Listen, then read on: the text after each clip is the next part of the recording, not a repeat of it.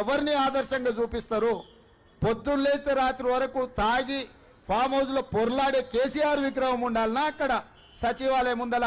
లేకపోతే దేశం కోసం ప్రాణత్యాగం చేసిన రాజీవ్ గాంధీ విగ్రహం ఉండాలనా? తెలంగాణ సమాజం ఆలోచన చేయాలి. నిన్నటికి నిన్న సన్నాసి రాజీవ్ గాంధీ విగ్రహం తొలగిస్తే మేము అధికారులకు వస్తే అని అంటున్నాం.